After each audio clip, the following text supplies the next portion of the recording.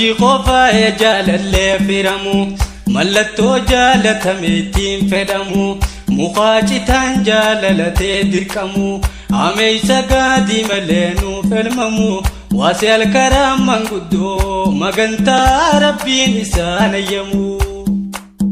Dhuftee baatiin Ramadaan jiini wal jaalatanii qawwallolee soomtii wal gaafatanii. Dhuftee baatiin Ramadaan jiini wal jaalatanii qawwallolee soomtii wal gaafatanii. Yaa Rabbi sitti lallabaa hiyyeessa kee kufaame eenyu qabaa simelee eenyuun gargaarsa qabaa dirmataa qoodha qabaa siinna qabaa. Dhuftee baatiin Ramadaan jiini wal jaalatanii qawwallolee soomtii wal gaafatanii. Dhuftee baatiin Ramadaan jiini wal jaalatanii qawwallolee soomtii wal gaafatanii. Yaa zal jalaal balbala teeysan jirra warra si booyatu hamtuu qabirra akka hamaanu mudiyyaa sattara hiyyeessa waan beeku bulchinsi bara deddegalchii ol nu baasi yaa shafii alwara. Dhuftee baatiin Ramadaan jiini wal jaalatanii qawwallolee soomtii wal gaafatanii. Dhuftee baatiin Ramadaan jiini wal jaalatanii qawwallolee soomtii wal gaafatanii. Hirkoo hiyyeessa qubee yaada galee jiruu gaarii naa qoodi yaada malee tumsa namaan qabu gooytaasi malee sumarraan kaayadde hantoota kallee. Dhuftee baatiin Ramadaan jiini wal jaalatanii qawwallolee soomtii wal gaafatanii. Dhuftee baatiin Ramadaan jiini wal jaalatanii qawwallolee soomtii wal gaafatanii.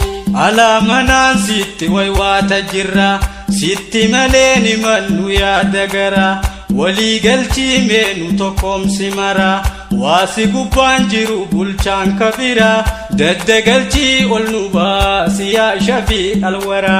Dhuftee baatiin Ramadaan jiini wal jaalatanii qawwallolee soomtii wal gaafatanii. Dhuftee baatiin Ramadaan jiini wal jaalatanii qawwallolee soomtii wal gaafatanii.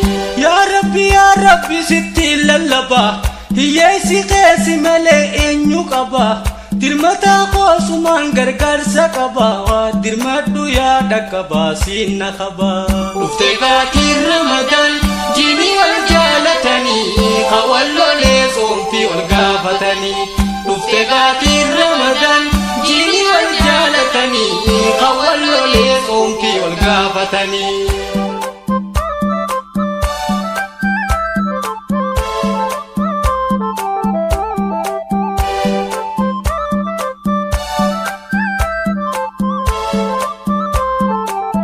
Dhuftee baatiin Ramadaan jiini wal jaalatanii qawwallolee soomtii wal gaafatanii.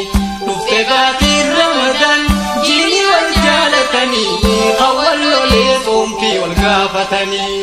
Cubbuudhaan guutamee iftaada malee abbaan haqaan deemuun jiruu si malee jireenya nuu fooyyessi yaada galee siin alan hiifannu nu waa takkallee tumsan qabnu yaa gooytaa rabbii jabaasi malee. Dhuftee baatiin Ramadaan jiini wal jaalatanii qawwallolee soomtii wal gaafatanii. Dhuftee baatiin Ramadaan jiini wal jaalatanii qawwallolee soomtii wal gaafatanii.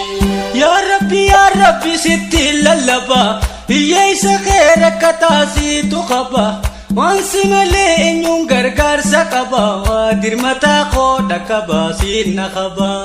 Dhuftee baatiin Ramadaan jiini wal jaalatanii qawwallolee soomtii wal gaafatanii.